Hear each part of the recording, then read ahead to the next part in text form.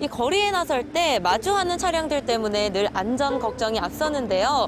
그래서 오늘은요, 우리의 안전을 위협하는 고질적인 문제를 짚어보고 교통후진 도시의 오명을 벗을 수 있는 대책 방안까지 찾아보도록 하겠습니다. 함께 가시죠.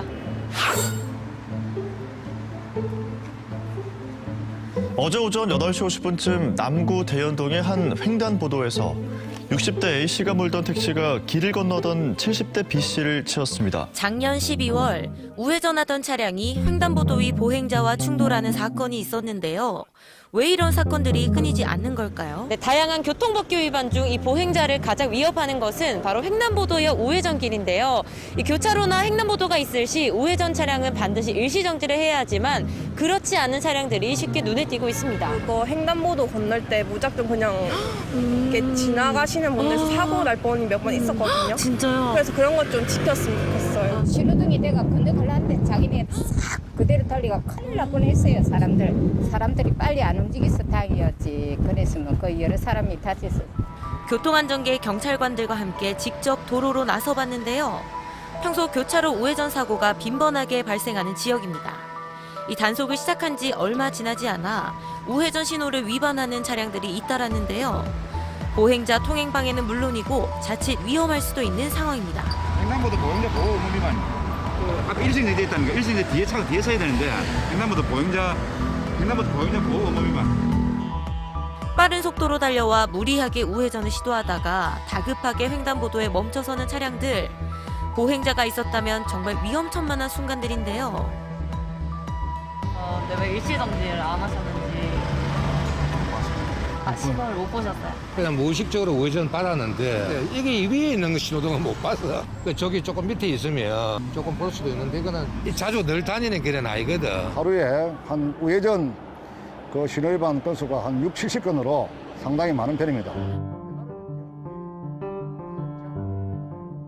우회전 기준으로 교차로 통행 방법에 대해서 말씀을 드리겠습니다. 전방 차량 신호가 적시인 경우에는 일시 정지 후 보행자가 없으면 우회전이 가능합니다.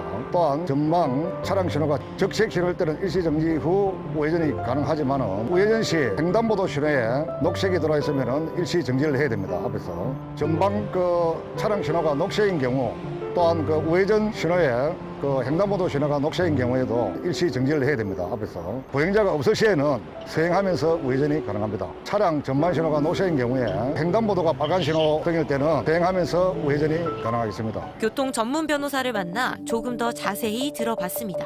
도로교통법 개정으로 인해서 2022년 7월부터 시행되는 부분을 먼저 말씀을 드리자면 차량 운전자가 횡단보도를 통행할 때 횡단보도 상에 보행자가 있는 경우 또한 이제 인도를 주의 깊게 살펴서 횡단보도를 건너려고 하는 사람이 있는 경우 주의 깊게 살펴서 일단 횡단보도 상에는 일시 정지를 하고 보행자가 완벽하게 모두 이제 횡단보도를 건너간 뒤에 이제 주행을 해야 된다. 이게 핵심적인 부분입니다. 그렇다면 보행자가 무단횡단을 할 경우 어떻게 될까요? 횡단보도가 있던 없던 무단횡단하는 보행자를 운전자가 전방 주시 의무 위반 그리고 좌우 주시 의무 위반으로 인해서 충격하여 사상에 이르게 된다면 그 역시 교통사고 처리 특례법 위반으로 처벌이 되는 사안입니다. 그다음 이제 교차로 그리고 횡단보도가 접해 있는 도로에서 운전자분들께서 가장 많이 헷갈리는 부분이 우회전을 하려고 하는데 보행자 신호가 녹색인 경우 이 부분을 가장 많이 헷갈려 하시는 것 같은데 기본적으로 보행자 신호가 녹색인 경우에는 일시 정지를 하고 보행자가 있는지 아니면 횡단보도를 건너려고 하는 보행자가 있는지를 확인한 뒤에 보행자가 횡단보도를 모두 건너면 서행해서 우회전을 하시면 되겠습니다. 범칙금이 부과되잖아요. 네. 어떻게 지금 범칙금이? 승합차의 경우는 7만 원, 그리고 승용차의 경우는 6만 원 그렇게 부과되고 있습니다. 이번에는 대중교통 문화를 알아보겠습니다. 지금 보시면요, 버스 곳곳마다 이 정류장에서 버스가 정차 후에 일어나서 하차를 하라고 적혀 있는데 사실 저도 버스를 이용하다 보면 그런 경우가 좀 잘 지켜지지 않는 경우가 허다하기 때문에 오늘 과연 시민분들이 얼마나 지켜주실지 저희가 직접 지켜보도록 하겠습니다. 이 차고지에서 출발한 버스는 이내 승객들이 자리를 채웠는데요. 목적지가 가까워지자 이 버스가 정차하기도 전에 먼저 자리에서 일어나는 승객들이 대부분입니다. 이 버스가 흔들리는 상황 속에서 모두들 내릴 준비를 하고 있는데요. 위험을 무릅쓰고 먼저 이렇게 일어나는 이유가 무엇일까요?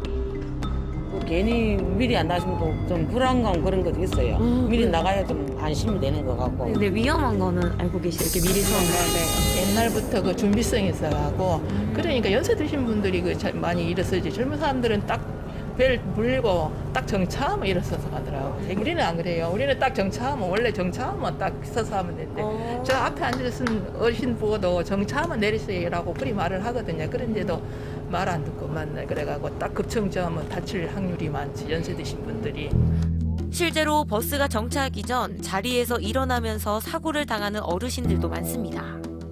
특히 부산의 경우는 산지가 많고 도로 선형이 좋지가 않아서 고령자 인구 비율도 전국 평균보다 높은 수준이기 때문에 이러한 사고가 많이 발생하고 있습니다. 이렇게 승하차 중 사고가 발생하면 승객은 부상을 입게 되고 운전자 또한 자동차 손해배상보장법에 따라서 책임을 면제받기 어려운 상황이 되어 양측 모두 손해를 입게 되는데요. 운전자와 승객 모두 버스가 완전히 정차 후 승하차를 하는 교통문화가 정착되어야 합니다.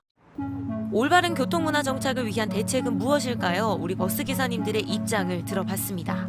배차 시간을 늘렸으면 좋겠는데 하루에 우리가 운행 횟수가 있기 때문에 그 횟수를 전부 다 맞춰야 되는 부분이고 승차를 해가지고 완전히 좌석에 잡아가지고 앉는 것까지 출발하고 이라 보면은 현재 주어진 운행 시간하고도 터무니없이 모자라는 그런 부분들이 많습니다. 그 무리되게 하지는 않더라도 안전하게 가는 게 우선인데 애로사항이 서로 간에 많습니다. 배차 시간을 늘리는 것 자체는 뭐 안전 측면에서는 도움이 될 수 있는데 그게 또 이동성 측면에서 시민들에게 어떻게 보면 역으로 불이익이 가는 경우거든요. 승객들의 입장에서는 배차 시간이 짧을수록 좋은데 이에 대한 조율은 필요할 것으로 생각이 됩니다. 부산시에 따르면 시내버스 이용률을 높이고 시민들의 이동 편의를 위해 배차 간격을 줄이고 있다고 합니다. 시내버스 144개의 노선 중 배차 간격은 최소 5분, 최대 75분까지 차이가 나는데요. 시민들의 편의와 안전을 위해서는 시내버스 노선 조정과 함께 운행되는 시내버스 증편도 필요해 보입니다. 부산의 좀 교통안전 문화 수준이 어느 정도 된다고 생각하세요? 굉장히 낮다고 생각합니다. 질서가 없어요, 사람들이. 어떤 부분에서요? 약간 사람 밀치고 그냥 사고. 좀 난폭적인 거 많아요.